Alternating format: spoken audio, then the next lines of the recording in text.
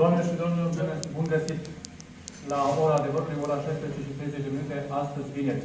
Tema din această după-amiază este una, să zicem, destul de potrivită pentru invitații pe care i-am în această după-amiază de vineri.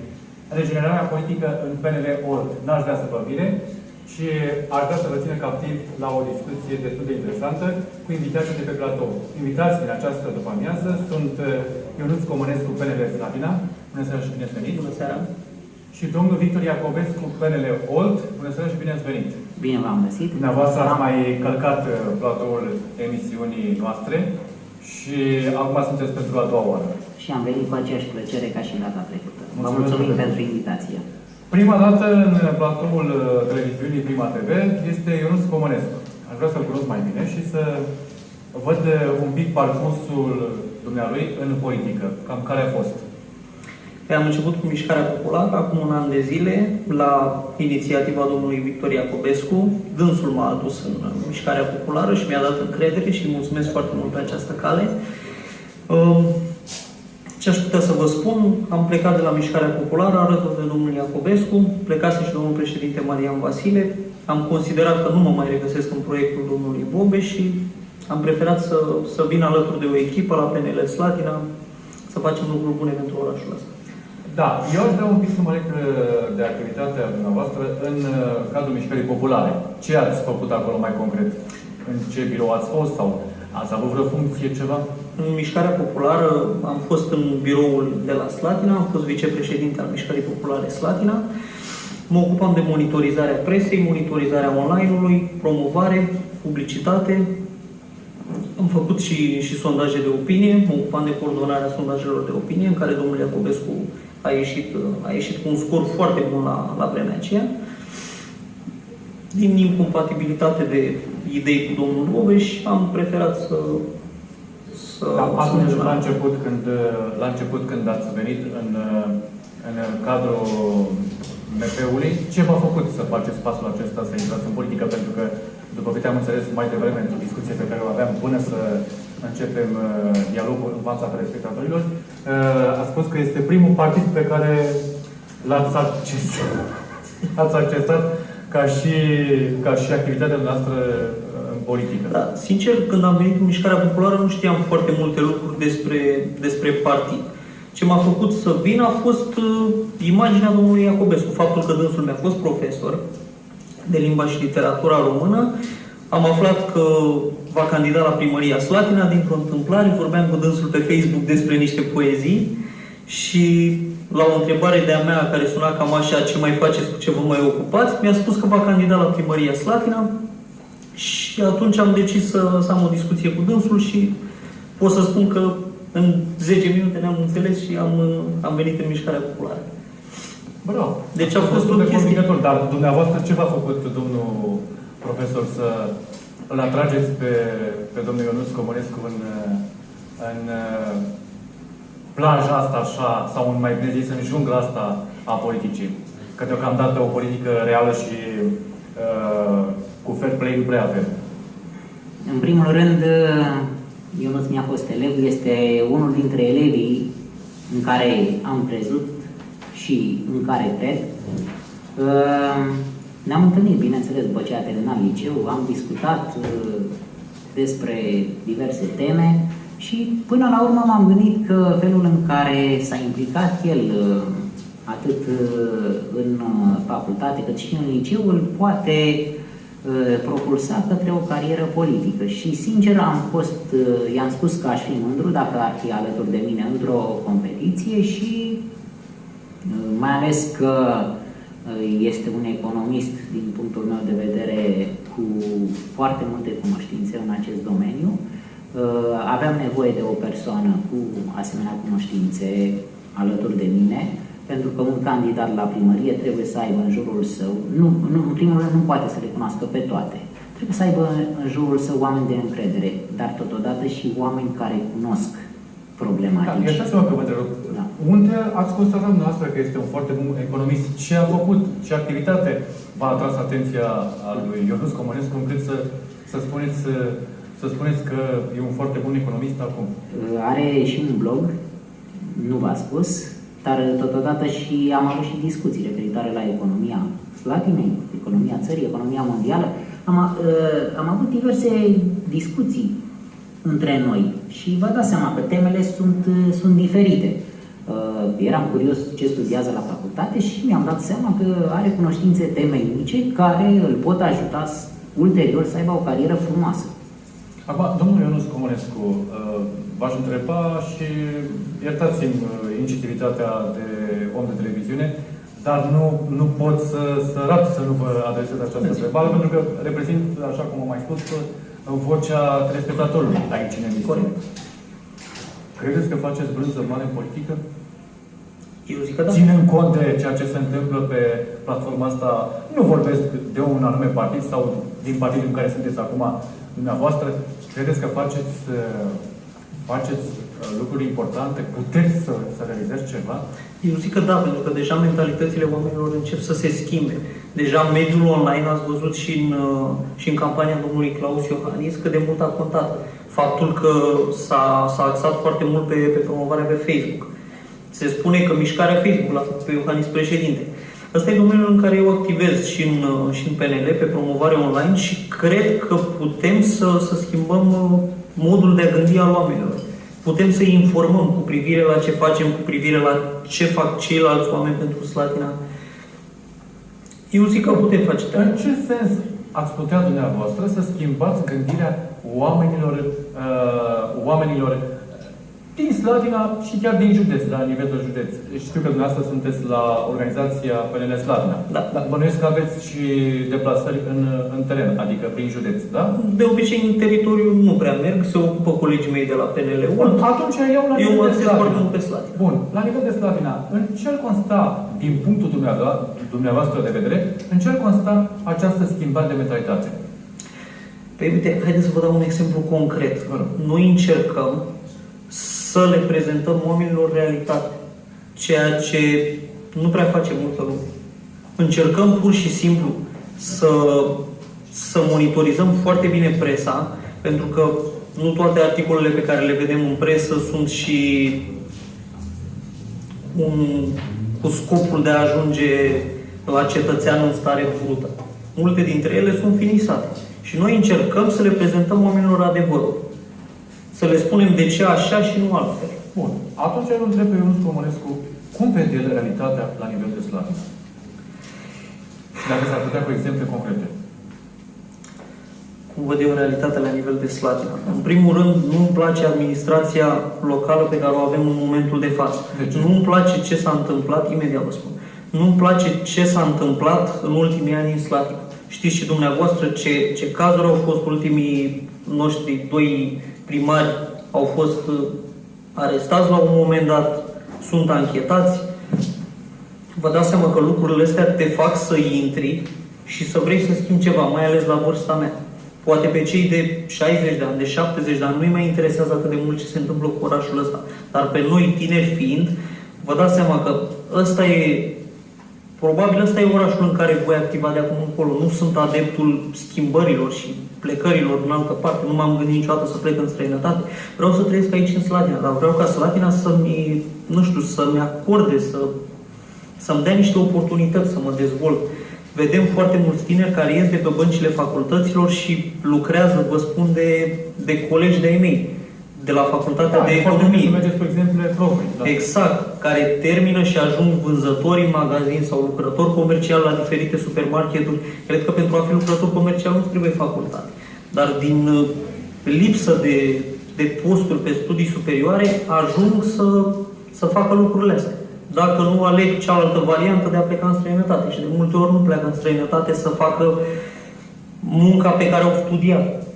Pleacă făcând altfel de mi se pare bizar un pic și nu vă supărați încă o dată. Cer scuze dacă vi se pare o incisivitate a mea ca și realizator și ca om de televiziune mai mare decât poate au alții, dar mi se pare un pic bizar așa și oarecum neravocăsos să spuneți dumneavoastră ca și tânăr că nu vreți să evadați în străinătate, când marea majoritate a tinerilor de vârsta dumneavoastră, nu știu ce vârstă aveți. 25 de ani. Mulți înainte să mă mulțumesc frumos. Toți se gândesc cum să plece. Oare pe dumneavoastră ce vă face să ziceți că vreți să rămâneți în Slatina? Faptul că aici am crescut, aici am familia, aici am prietenii, știu că membrii familiei mele nu mă vor urma niciodată și decât să trăiesc printre străini și e adevărat să câștig poate niște bănuți în plus sau o sumă mai considerabilă, prefer să rămân în Slatina și să fac ceea ce îmi place. Fac politică din pasiune, m-am dus la marketing din pasiune, asta îmi place să fac. Bun, terminați facultatea. În ce an sunteți acum? În anul 3. În anul 3, bun. Terminați facultatea. Ce perspective aveți noastră la nivel de Slatina? Că ați putea face, că ați putea... Hai să luăm mai întâi meseria dumneavoastră de bază. Da? În această meserie de bază, ce ați putea dumneavoastră să realizați la nivel de Slatina? Sau în ce ați vrea să vă implicați? Pentru că tot ați spus, v-ați exprimat nemulțumirea față de administrația locală. Aveți o facultate cu profil economic. Ce ați face dumneavoastră pentru economia Slatinei? Ca să vă răspund la prima întrebare cu ce aș vrea să mă ocup, politica este pasiunea pe ce ați vrea să faceți în cadrul și legat de economia Slatinei? Atragerea de noi investitori. Cred că asta e cea mai acută problemă a Slatinei în momentul de față, faptul că nu reușim să atragem. Am înțeles că s-a creat un parc industrial la ieșirea din oraș, care momentan este gol. Nu știu dacă e încă finalizată construcția acolo. Da. Cu siguranță vor trebui atrași niște investitori acolo să creeze locuri de muncă. Deja fabricile care sunt acolo, cele 3 fabrici care sunt la ieșirea din oraș, am înțeles că se extind, dar doar una din ele și nu cu foarte multe locuri de muncă și oricum majoritatea locurilor de muncă care ies de acolo sunt pe studii medii. Deci ei caută muncitori, nici de cum oameni cu studii superioare, pentru că personalul TESA, am lucrat și eu la una din ele acum ceva ani, era foarte restrâns. Majoritatea erau muncitori în domeniul respectiv. Specializați pe anume? Da. Da, specializați. Da, Exact. Sigur că da. Bun. Și ce perspectivă ați vedea dumneavoastră din punct de vedere economic dacă dumneavoastră ați pune umărul pe viitor? Adică cât de repede s-ar schimba lucrurile și cum s-ar schimba lucrurile? Pentru că vreau să vă spun că lângă mine, în decursul anilor media pe care i-am, au tot venit tineri din acele timpuri și spuneau cam ce spuneți dumneavoastră acum. Telespectatorii noștri care ne privesc și în această după-amiază or să spună, las că spune și el așa, dar să vedem noi peste un an, 2, 3. Cum putem să-i asigurăm acum, după peregrinarea multor tineri din trecut și actualmente seniori în fața dumnealor, că fac, că realizează, că întreprind și nu prea au avut așa rezultate pe măsura ceea ce au promis. Cum puteți să-i asigurați dumneavoastră acum? Știți care a fost marea problemă? În acestea vitregite ale politicii. Marea problemă a Slatinei nu a fost faptul că oamenii care au ajuns acolo nu au avut pregătirea necesară. Pentru că nu putem vorbi urât despre capacitățile intelectuale ale domnului Darius Vâlcov, de exemplu. Ceea ce a dus la Slatina, pe care o vedem în momentul de față, e faptul că oamenii ăștia au avut mari semne de întrebare asupra corectitudinii lor. Ați văzut și dumneavoastră ce comisioane se vehiculează prin presă, că luau unul și altul. Deci nu... ei au făcut ceva pentru orașul ăsta. Darius Vâlcov a făcut ceva pentru Slatina. Problema e că le-a făcut la sume mult prea mari. Că, de altfel, de unde să tragă? Deci, proiecte au fost. Numai că, ca să și le ducă la să înțeleg că dumneavoastră ați accentuat mai mult pe transparența aceasta pentru publicul larg. Fără contracte cu încredințare directă, să se facă licitații publice, corecte, să câștige cine merită, nu cine trebuie, să se aleagă lucrările cu prețul cel mai mic și cu calitatea cea mai bună. Eu așa văd o transparență a primăriei. Domnul profesor, noastră ați avut un parcurs politic mai îndelungat decât tânărul Ionuț Comănescu. Am și câțiva ani în plus. Vă știu, nu e atât. Și vă știu că dumneavoastră ați fost și în PRM. Da. Apoi ați îmbrățișat această orientare politică a PDL-ului. Da. Așa. După aceea în Mișcarea Populară, după aceea în PNL. În PNL. Foarte mulți dintre colegii noștri de Breasta ați observat și în conferințele de presă, nu e o noutate, v-au cam acuzat de demagogie politică, că acum dumneavoastră vă construiți niște discursuri care să spele imaginea aceasta de traseist politic dintr-un partid în altul. Dar nu aș vrea să acceptez pe acest lucru. O să revin la ceea ce am spus. Vreau să fac o precizare. Vă rog. Termenul de traseist se referă la cel care merge la un alt partid pentru foloase personale. Țin să menționez că niciodată nu am trecut la un partid care era la putere. În momentul în care am părăsit Partidul România Mare a fost din cauze că domnul Marin Diaconescu, fostul prefect, venise la conducerea partidului și nu am fost de acord cu modalitatea dumnealui de a conduce, din punctul meu de vedere, cu nuanță dictatorială, acel partid. Am mers în Partidul Democrat Liberal, la un moment dat... Iertați-mă, în PRM cine v-a adus? În PRM am venit din convingere proprie. Eu sunt un naționalist. Atunci cine v-a primit? Cine era președinte atunci, cred că... Cine v-a primit, nu știu. Nu, pur și simplu am făcut adeziune în Partidul România Mare. Da. Eu sunt un... poate sună demagogic, dar îmi iubesc țara.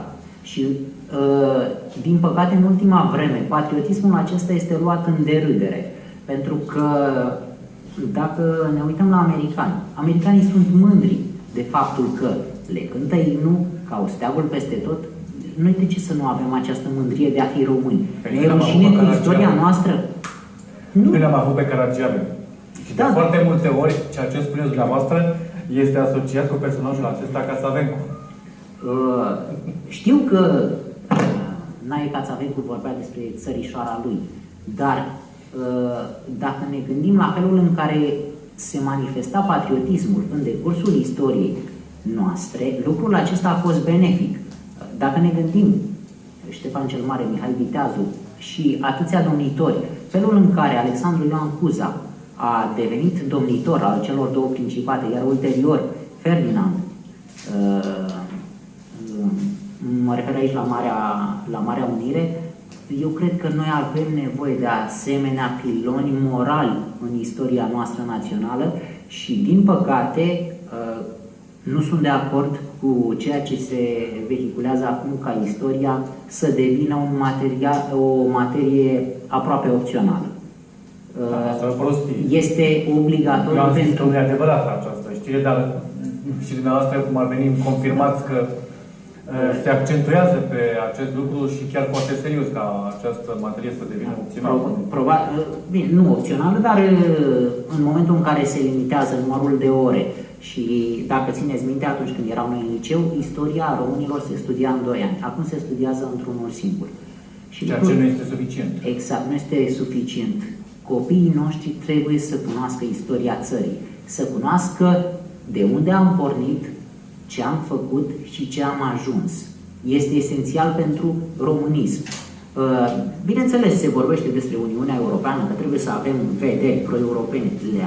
Le avem, dar avem nevoie și de esența firii noastre, pentru că e absurd să nu cunoască tinerii semnificația a zilei de 1 decembrie. Da, eu am o problemă mai a mea personală cu învățământul din ziua de astăzi. Aș vrea să nu mai fie teorie pură și foarte sofisticată și foarte academică și știți despre ce vorbesc, domnul profesor, că de asta și aduc aici în discuție și aș vrea și istoria României, că tot am discutat despre această materie, să fie o materie aplicabilă, cu ghilimele de rigoare, și nu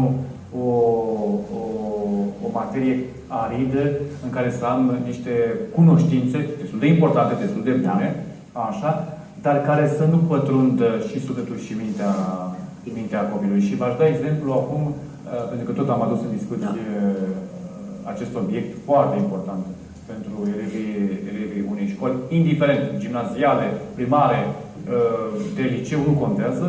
Am văzut în Toulouse niște manuale de istorie ale francezilor. Atât de drag îți era să citești despre istoria Franței, încât, nu știu, adică cred că orice era un manual pentru adolescenți, pentru cei de liceu, pentru colegii. Da? Încât eu cred că toți acei elevi aveau numai 10 pe linie. Dar, pe meritate, adică ți era drag să-ți solvi acel manual, nu-ți venea să desprinzi.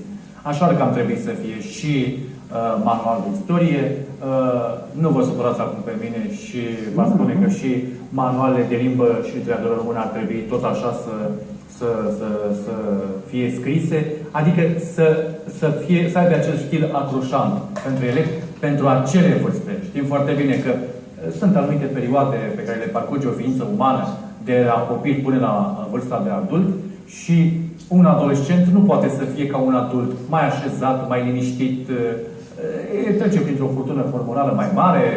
Astea sunt modificările ale și nu trebuie să ne rușinăm și nu trebuie să fim ipocriți cu ceea ce se întâmplă cu ființa noastră umană. Da? Normal. Dar am văzut și niște manuale de limbă și literatură română ale noastre, de aici din țară, în care definea satira sau definea, nu mai știu, am văzut niște chestii de literatură. Da. Așa. Încât eu nu că n-am putut să înțeleg. Am zis că scrie chinezești.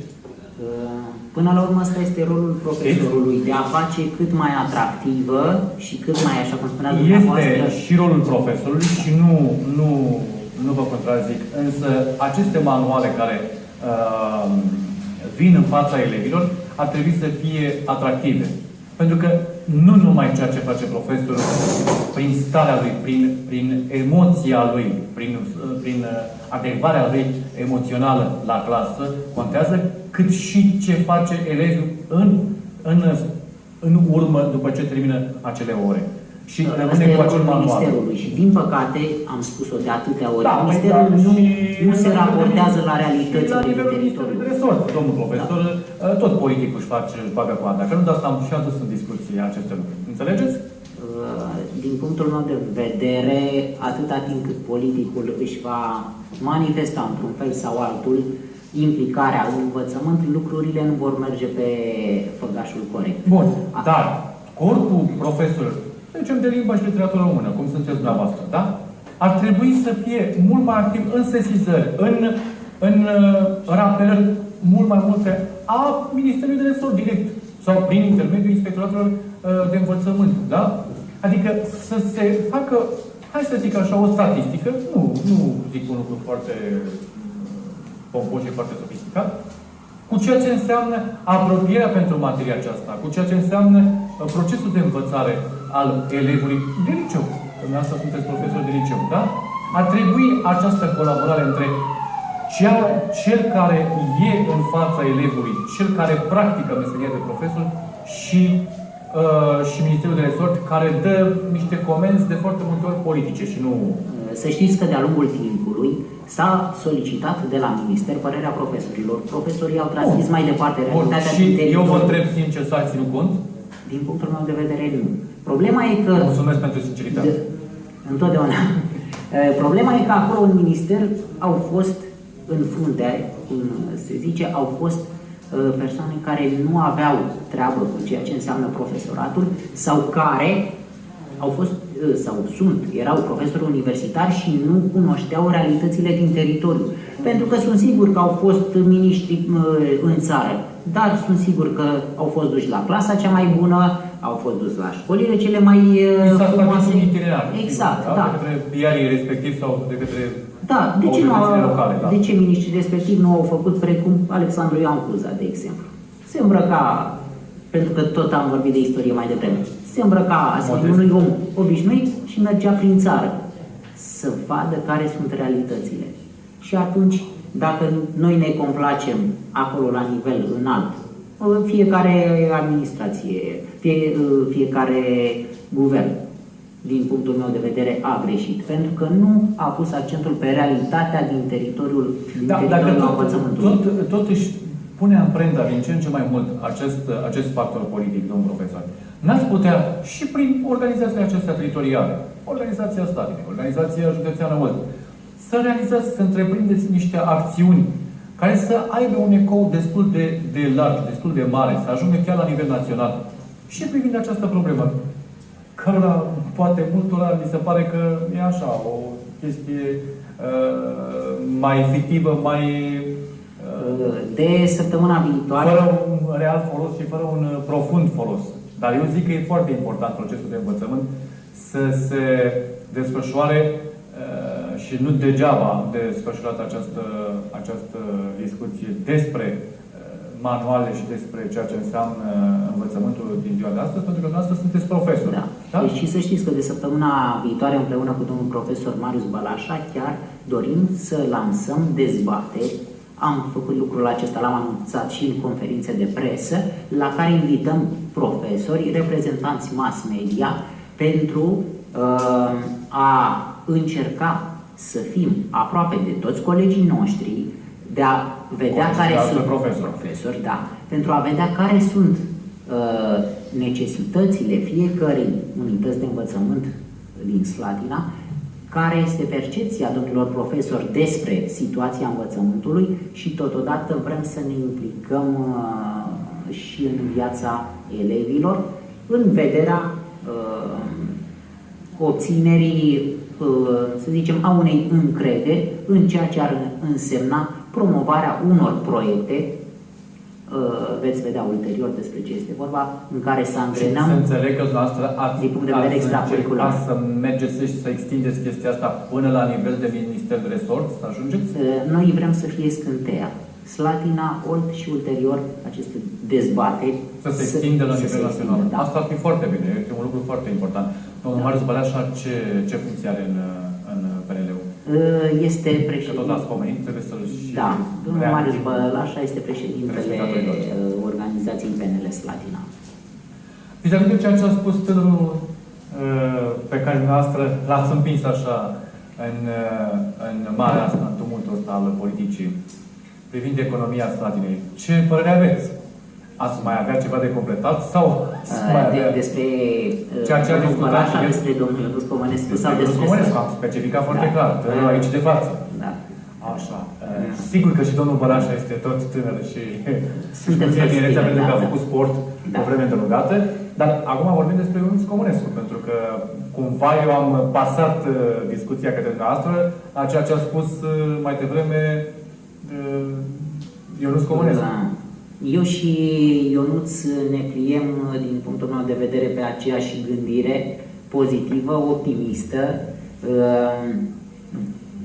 dorind ca prin implicarea noastră, pentru că până la urmă a face parte dintr-un partid este un act de voluntariat, dacă stăm și analizăm lucrurile în concret. Pe de o parte. Pe de o parte, da. Noi exact lucrul ăsta vrem să-l facem, un voluntariat. Să fim în slujba cetățeanului, să fim acolo atunci când are nevoie de cineva care să-l asculte și care să-i poată oferi o rezolvare. Bineînțeles, suntem conștienți de faptul că nu toți vor fi mulțumiți. Este imposibil să împaci pe toată lumea, să rezolvi problemele tuturor, dar în momentul în care... Deodată, nu e logic. În momentul în care sunt câteva persoane care se implică care este problema, domn profesor? E de lăudat acest lucru ce l-a spus și dumneavoastră și Ionuț Comănescu mai devreme, da? Dar de foarte multe ori, prin prisma faptului că am totuși ani buni în acest peisaj al mediei și media scrisă și media audiovizuală, da. Am ani foarte îndelungați, am tot văzut că s-au început niște acțiuni cu bune intenții, cu niște perspective destul de importante.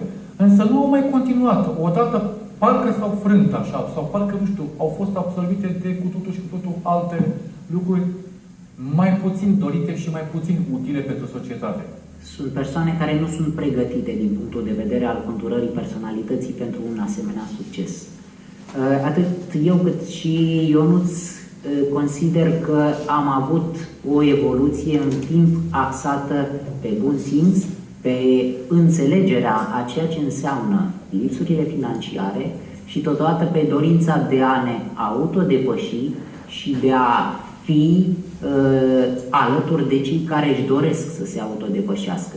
Încrederea pe care eu am avut-o în mine, pe care le-am transmis-o de-a lungul timpului elevilor mei, încrederea aceasta a oamenilor depinde foarte mult de cei care sunt în jurul lor. Dacă în jurul meu sunt persoane care îmi spun că sunt cel mai deștept, cel mai lucrul ăsta trebuie să mă facă pe mine să mă gândesc. Nu La e ce? bine. La faptul că în jurul meu sunt persoane care au anumite interese. Ori, se spune că dacă 2-3 persoane îți spun că ești beat, trebuie să mergi la somn. O persoană care ajunge într-o anumită funcție trebuie să demonstreze celor din jur că a meritat, dar nu că a fost doar meritul lui, că a fost meritul unei echipe în care fiecare știe ce vrea în domeniul respectiv și să nu fie niște iesme. Ori lucrul acesta nu s-a întâmplat în administrația locală de acolo. Sunt totul de acord, dar știți foarte bine că și la nivel de instituții publice au fost numiți, deci au fost numiți, nu au fost puși printr-un concurs privind competența acelor oameni pe posturile care le-au ocupat, de director, de șef, de mai știu eu ce, au fost numiți politic oameni care n-aveau nici înclin, nici mânecă, popular vorbind, cu acel domeniu. Da. Oare când se va, prin generațiile dumneavoastră, ale tinerilor din politică, orice partid politic, acum vorbesc, nu neapărat numai de PNL, da? Când se va desfința această obișnuință destul de nefericită și destul de gravă, care a adus numai probleme întregii societăți, când se va desfința această obișnuință proastă de a numi, așa cum a spus dumneavoastră, oameni care nu au nicio treabă cu acel domeniu. Oameni care se trezesc peste noapte cu o funcție la care nici nu se gândeau, dar pe care nici nu pot să o stăpânesc foarte bine. În primul rând, depinde de cel care îi numește. Dacă își asumă, de exemplu, pe mine dacă m-ar pune la un domeniu de agricultură, recunosc, nu m-aș pricepe. Dar atunci dar ați avea tăria să recunoaște, să spuneți, domnule, nu accept acest lucru. Exact. De ce să caut eu la agricultură? Era o anecdotă, în urmă cu vreo 4-5 ani, o anumită persoană fusese pusă șef, că era vorba de un bărbat, într-un anumit domeniu și prima ședință pe care a avut-o, i-a chemat pe toți și le-a spus: vom încerca să revoluționăm sistemul și vom începe de mâine prin aducerea unui tonomat de cafea. Din păcate, lucrurile acestea se întâmplă. S-au întâmplat, eu sper. Din fire sunt optimist. Da, bun. Am înțeles că sunteți nu vă pot garanta că lucrul ăsta se va întâmpla într-o lună, 2, 3, 4 sau... Pentru că, hai să fim sinceri, de foarte multe ori tineri, ca și Ionuț Comănescu, ai spus că ai 25 de ani, da? Da? Au terminat ASEU, da. Nu-și găsesc loc de muncă în domeniul acesta al economiei, finanțe, bănci și așa mai departe. Tu ce specializare ai? Mare. Bun. Așa. Și mă trezesc cu Ionuț Comănescu că lucrează, eu știu, la Direcția Sanitară Veterinară. Pentru acești tineri, că s-ar putea să se perpetueze și la angajarea lor aceeași situație. Lasă ce mi-ați spune. M-ați contrazice? Sau... Dacă eu aș avea o putere de decizie, vă dați seama că aș fi de acord. Nu, vreau să văd cam în ce fel vedeți noastră viitorul. Eu exclud lucrul ăsta. În primul rând, știu felul în care gândesc eu. Eu n-am ce căuta la DSV. Vă dau exemplul ăsta. Sau la OPC. Mai duce acolo, de ce? Să facă interesant că sunt șef. Păi, în primul rând, cel care m-a trimis sau m-ar fi trimis pe mine se face de râs. Pentru că acolo sunt anumiți indicatori economici și sociali pe care eu trebuie să-i cunosc. Și ce fac? Practic mă fac de râs și subordonații mei pot să-mi prezinte anumite date false sau făcute în glumă doar ca să își demonstreze lor cât de incompetent sunt eu ca șef. Ori lucrul ăsta... Tinde capcane. Da, pentru că întotdeauna subordonații, dacă văd un șef care este slab pregătit, în mod sigur îl vor ironiza. Ori lucrul ăsta nu cred că îl doresc nici eu, nici Ionuț, nici dumneavoastră și nici alții Dacă care se ar întâmplă, avea putere domnul de... Comunescu, să vi se propună un post așa, de director, eu știu, într-un alt domeniu, în afară de cel pe care l-a studiat. Niciodată nu aș Cum accepta. procedați? Niciodată nu aș accepta, pentru că eu sunt un om care știe ce poate. Și nu m-aș duce undeva unde să nu fi făcut o pregătire prealabilă în acel domeniu. Nu cred că aș putea activa ca și, nu știu, vă dau un exemplu din afara, ca și fotbalist, dacă eu n-am făcut antrenamente pentru așa ceva. Deci nu, e clar că nu se poate. Aș refuza. Pentru că oricum n-aș sta mult acolo. Un om care nu se pricepe riscă să ajungă în închisoare, ca și economist. Da, v-am spus că cu această facultate a dumneavoastră puteți să fiți și în domeniul medical, și în domeniul social, și au nevoie de economiști. Bineînțeles. Însă trebuie și o pregătire mai specială și aceste masteruri din cadrul ASEUR-ului, și știți despre ce vorbesc, pe management sanitar, pe management, eu știu, social sau mai știu ce alt tip de management trebuie făcute și parcurse. Ca și economist aș putea să activez în orice instituție, dar doar pe un post de economist sau director economic. Cu toate că și acolo, uite, de exemplu, dăm exemplul managerului de spital. Trebuie să aibă doar o pregătire economică, trebuie să știe și cu ce se mănâncă medicina. Păi, da, asta spuneam, pentru că sunt aceste cursuri de management sanitar care nu sunt o găseniță a cuiva, și ele au un anume rost. Foarte mulți sunt absolvenți de facultate de economie, dar nu se mai perfecționează, hai să zic așa, în anume domeniu pe care l-au îmbrățișat. Pentru acel domeniu. Înțelegeți? Da. Și devin decât simpli economiști. Poate că și ideea dumneavoastră de a rămâne în țară nu e de dat la o parte și nu sună rău. Dar evadarea, cu ghilimele de rigoare, în străinătate, pentru a acumula în folosul dumneavoastră aici, în țară, eu zic că o idee foarte bună. Cred că asta ține și de caracterul fiecăruia, nu știu. Adică nu v-a tentat pe dumneavoastră ca și tânăr să aveți un schimb de experiențe și exact, uite cum am obișnuit și eu la rândul meu când am fost student, să profit de aceste burse și schimburi de experiență în străinătate? Nu vă încântă acest lucru? Nu vreți să faceți pasul acesta? Sincer, nu. Și să explorați și alt gen, nu numai de mentalitate, dar și alt gen de perspectivă. De ce nu și în politică și în domeniul nostru economic? Pentru că într-o țară, când ajungeți acolo și trăiți, stați, e un adevărat un conglomerat și de politic, și de social, și de parte profesională. Le adunați, le asimilați și vă întoarceți cu un anume bagaj în țară. Nu vi se pare utilă această idee?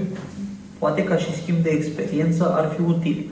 Dar eu vorbeam de contextul în care aș merge să muncesc, să câștig existența în altă parte și să rămân acolo. Un schimb de experiență în altă țară aș face oricând cu cea mai mare plăcere, pentru câteva luni. Bine, aici sunt mai multe aspecte, intervine și aspectul financiar și... Deci nu, eu m-am referit prin prisma posibilităților profesionale și nu al dumneavoastră personale, pentru că așa, marea majoritate dintre noi nu stăm pe sateaua de bani și nu avem conturi așa babane în bancă să ne permitem deplasări aproape săptămânale în Europa sau chiar peste ocean. Vreau să vă mai întreb un alt lucru și pe dumneavoastră, domnul Ionuț Comunescu, și pe domnul profesor. Pe parcursul anilor pe care le aveți, cu diferențele respective de vârstă, ați plecat din țară? Excursii, deplasări, activități chiar profesionale sau neprofesionale, extraprofesionale, ați avut? Eu, da, am fost 2 schimburi de experiență cu școala, odată în Spania și odată în Ungaria, și bineînțeles că am fost interesat în primul rând de sistemul de învățământ de acolo, da. Dar totodată și de felul în care s-a implicat factorul politic în dezvoltarea țărilor respective.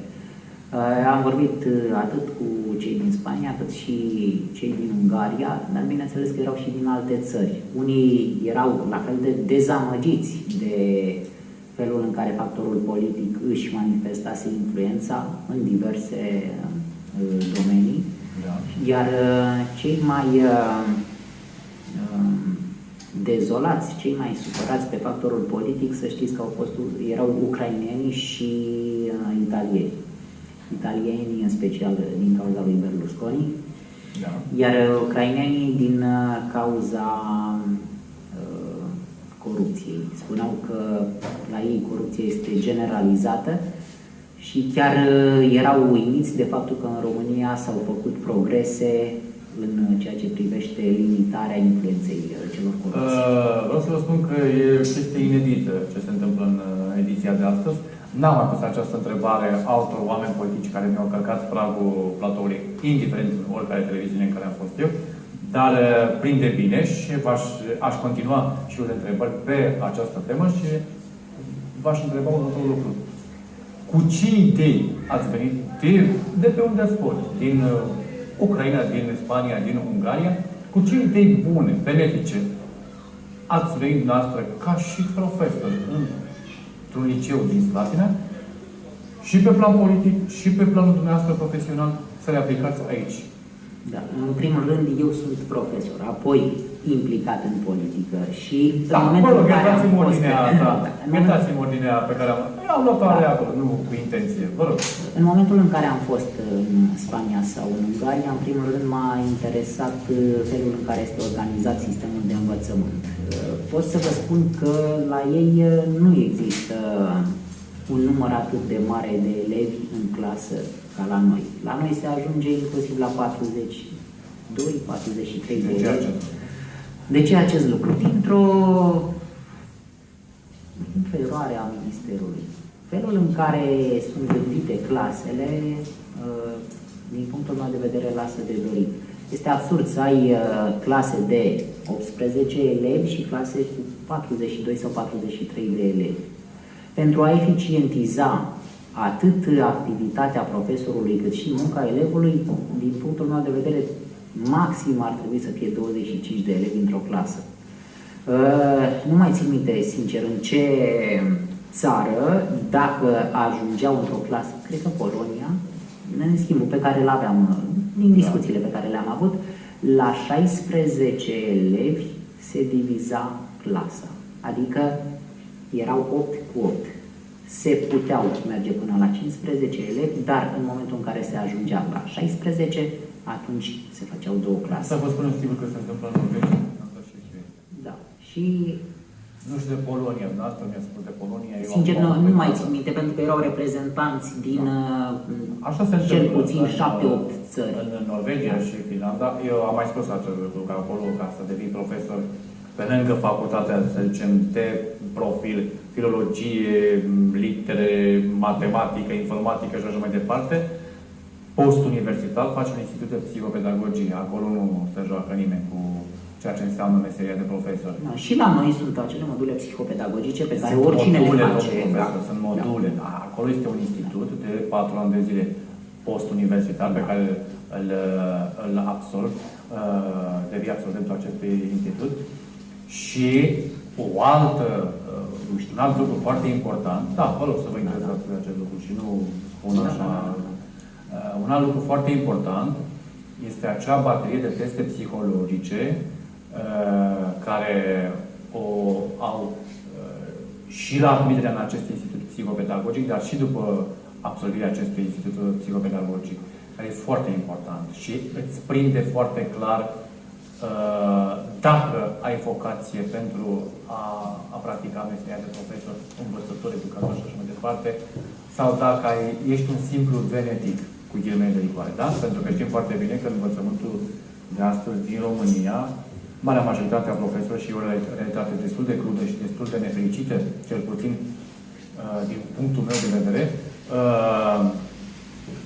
marea majoritate a corpului profesoral din ziua de astăzi, exceptând marile orașe sau colegiile importante sau școlile importante, este compusă din profesori suplinitori. Aici vă contrazic. Da, Cu vă rog.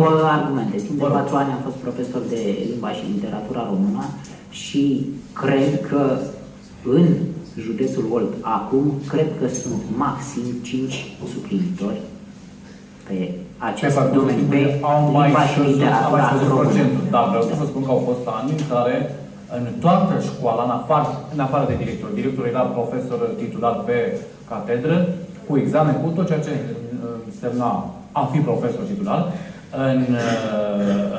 într-o școală, dintr-o comună, la nivel de județul Olt, existau toți profesori, tot corpul profesoral compus din profesori suplinitori. Poate navetiști. Nu. Profesori suplinitori. Nu navetist. Navetist poate să fie și un profesor titular. Navetist nu e problemă așa. Sincer, n-am auzit, nu... Deci a fost ani. Eu nu spun, eu n-am făcut această precizare aiuristic. Cel puțin între anii 2008-2012... Dar a fost o perioadă în care erau foarte mulți profesori suplinitori. În loc să fie... Poate după Revoluție. Atunci, în anii imediat următori, da. Eu vorbesc după anul 2000, că nu m-ar interesa în anii 90. În anii 90 a fost oricum o debandadă și în învățământ, și în economie, și în toate sferele economice și sociale. Da. Dar și după anul 2000, pentru că foarte mulți dintre colegii dumneavoastră, grosomodo așa, fiind foarte bine pregătiți, pentru că încă școala românească are o soliditate foarte puternică și mai ales învățământul universitar, medicină și pe partea de politehnică și pe partea tehnică, hai să zic așa, științifică, are un învățământ destul de puternic și destul de bine consolidat. Aici e problema la învățământul preuniversitar. Eu consider că acum mai degrabă este o vocație să fii profesor decât să o vezi ca pe o meserie. Din păcate, sunt mediatizate anumite cazuri care fac de rușine atât societatea, cât, de ce nu, și învățământul nostru. Nu trebuie să vedem învățământul ca principal responsabil pentru starea societății. Pentru că noi ca profesori ne facem meseria, noi încercăm să impunem anumite modele, dar felul în care guvernanții, și aici îi încadrez pe toți, promovează non-valorile, promovează incultura, atunci tinerii nu știu ce să aleagă și profesorul devine o persoană neînsemnată, care dintr-o anumită perspectivă poate că ține rolul de părinte pentru unii dintre ei, părinte care îi cicălește. Și atunci, ce îmi spune mama, ce îmi spune tata, îmi spune și domn profesor, e același lucru. Dar eu văd la televizor că sunt persoane care au reușit fără să învețe prea mult. Și atunci, în mintea tânărului, apare această confuzie. Păi ia uite, ăia au reușit și mama, tata și domn profesor îmi spun că trebuie să înveți. Și atunci fiecare încearcă să ajungă pe calea cea mai ușoară. Așa cum am spus, ținând locul părintului pentru acele ore în care elevul este la dumneavoastră în clasă, puteți să spuneți pentru acele ore, și în plus, și să știți. extracurricular, bineînțeles, în activitățile pe care le aveți împreună cu elevii. Trebuie să-i amintiți de fiecare dată că acel om care a ajuns repede să aibă un anume succes sau să obțină ceva, tot atât de repede se va diminua sau va pierde tot ceea ce a obținut. Înțelegeți? Lucru mai greu făcut cu pași înceți și cu răbdare este mult mai solid decât lucru făcut în grabă, în pripă, cu un minimum sau un procent mai mare de noroc. Dacă l-a obținut atunci, s-ar putea ca mâine să nu mai aibă. Sunt atâtea opere în care lucrul ăsta le este indus și spus cel puțin de către profesorii de limba română. Și vă spun doar 2 exemple. Moara cu noroc, respectiv Romanul Ion. Și nu știu că se mai citește Ioan Slavici acum. se citește pentru că este în programa de bacalaureat.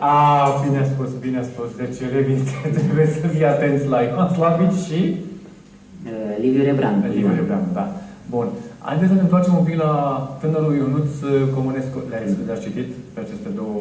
La vremea lor, da. Da? Bineînțeles, în liceu. În liceu. Dar nu v-a atras partea asta de filologie și v-a atras partea de economie. Da, sincer nu prea m-a atras. Ce profil asta din în liceu? Științele naturii. Unde? La Carol, la liceu? La Ion Milescu. La Colegiul Național Ion Milescu. Adică cum ar fi acum biochimia. Da, era biochimia. Da. Biochimia, dar eu am spus chiar cu termenii Da. mai popular folosiți de elevi. Sigur că da. Acum v-aș întreba pe dumneavoastră, la nivel de partid, la ora actuală, a ajuns în PNL-ul, să ne întoarcem un pic la faptul că v-am invitat ca și oameni politici, nu numai ca și profesioniști în domeniile în care activați dumneavoastră sau în care veți activa. Dumneavoastră n-ați terminat facultatea, înțeleg. La ce acțiuni v-ați gândit dumneavoastră și ce acțiuni ați dori să întreprindeți acum, în perioada aceasta, în viitorul apropiat? Nu vreau să ratăm acest lucru pe ultimele minute de discuție. Acum trebuie să ne alegem bine cuvintele pentru a nu intra sub incidența legii, să nu dăm amendă. Sigur că da. Felul în care noi, echipa de la PNL, gândim viitoarele acțiuni au o finalitate precisă și sigură. Din păcate nu putem spune cine va fi primar, pentru că noi știm cine va fi, dar am înțeles că nu putem să spunem. Dar nici nu e nevoie să spun. Eu vă întreb acum, ca și persoane politice, ce acțiune aveți dumneavoastră, nu ceea ce se va întâmpla și care e planul de bătaie pentru alegere. Asta o lăsăm pentru atunci când va fi. Mai întâi vom discuta despre latura profesională în care atât eu cât și domnul Bălașa suntem implicați. Acele dezbateri nu vor avea tentă politică. În primul rând, noi, ca profesori, trebuie să ne facem datoria față de prietenii noștri, profesori, față de colegii noștri. Pentru că în România, acum președintele este profesor și noi aici la Slatina vrem ca funcția asta să capete, de ce nu, și Dar nu e o funcție de profesor. Vocația. Funcția de primar. Da, nu vreau să ne referim la acest lucru, da. Felul în care noi dorim să promovăm imaginea profesorilor poate fi la un moment dat cu nuanță politică, dar pe noi chiar ne interesează care sunt dorințele profesorilor. Noi le știm în mare, dar vrem, cum spuneam mai devreme, să fim scânteia aceea care la un moment dat să schimbe și la nivel de minister felul de percepere a realităților din teritoriu. Trebuie să fim aplicați pe realitatea actuală, așa cum spuneați, de țările scandinave. Trebuie să dăm demnitate profesorului, să dăm libertate de expresie elevului, dar această libertate de expresie să se manifeste în ceva, într-un rezultat care să-l facă pe el mândru că este cetățean al acestui oraș și, de ce nu, felul în care s-a implicat el să dea acea stare pe care în urmă cu vreo 3-4 ani noi am reușit să o generăm printr-un proiect intitulat Povestesc Slatina. Și YouTube-ul este, pe YouTube veți găsi felul în care elevi din Slatina s-au implicat să povestească orașul nostru dintr-o altă perspectivă, dintr-o perspectivă ludică, dintr-o perspectivă adolescentină, aplicată și foarte ușor pe nuanță administrativă. Pentru că, până la urmă, de ce să nu existe și tineri care să cunoască adevărul despre orașul nostru și să încerce să-l coloreze într-o poveste. M-a interesat această nuanță administrativă. Cum a fost abordată de către tineri? Vreau să-mi dați câteva exemple, chiar sunt curios. Asumându-și rolul de primar și ca un fel de primar pentru o zi. Se știe că în... Și elevi din clasele care? A 9, a 10, a 11, a 12? Cred că ele, era vorba de 2 elevi, unul de la economic, cred că era în clasa 12 și unul de la Radu Greceanu, cred că era în clasa 11. Nu mai țin minte, s-au jucat de-a primarul în acea ipostază. Era vorba de căutarea lui Moș Crăciun prin Slatina. A povestit Slatina dintr-o perspectivă a sărbătorilor de iarnă. Și felul în care relaționau ei cu anumite structuri din subordinea primăriei s-au observat și chiar s-au simțit mândri că au putut să folosească biroul primarului de la acea vreme pentru o zi. S-au simțit mândri în fotoliu. Bun, și dacă tot au fost în biroul primarului acești elevi, ce inițiative au luat sau ce decizii au luat în acea zi? Dați-mi exemple concrete, de asta tot stau așa curios. Era nuanță ludică. Da, bun, refacerea spiritului Crăciunului în orașul nostru. Și cum au plănuit? Care au fost planul lor de bătaie pentru a reface acest spirit al Crăciunului? Păi, în primul rând, mobilizarea celor din subordine, care, bineînțeles că erau elevi, atragerea în acel joc al căutării, al găsirii spiritului Crăciunului în rândul oamenilor săraci. Bineînțeles, erau câțiva copii care interpretau și a fost foarte emoționant prin faptul că au fost implicați și copii din căsuțe de tip familial. Domnul profesor, e foarte bună și nu vreau să închei această discuție cu dumneavoastră, care a fost destul de plăcută, și cu domnul Ionuț Comănescu, și aș vrea să vă dau o idee, zic eu, la care ar trebui să vă gândiți. Ce ar fi ca dumneavoastră, ca și profesor, în activitățile extracurriculare și în aceste jocuri cu spiritul adolescentin și plin de verbă și de entuziasm, să vă jucați un pic și să abordați și această parte a istoriei slavii. Tot într-un spirit ludic, tot într-o formă, într-o manieră dintre aceasta destinsă și relaxantă, dar care să-i facă pe cei care ocupă funcții în primăria Slatina să reînvie istoria Slatinei așa cum... Avem un proiect surpriză care va eficientiza... deci avem cu bucurie, nu? Da, va ghici gândurile. Să zicem, și nu am vorbit înainte. Exact, da, să precizăm. Prin care vrem să eficientizăm pentru câteva zile și ulterior lucrul ăsta să se perpetueze în centrul istoric. Țin să vă mulțumesc mult de tot pentru participare în această după-amiază. Doamnelor și domnilor, ca de fiecare dată dumneavoastră trageți concluziile cele mai potrivite în urma acestei discuții și în urma acestei discuții. Până data viitoare, numai bine și să aveți cele mai frumoase zile de primăvară. O seară frumoasă!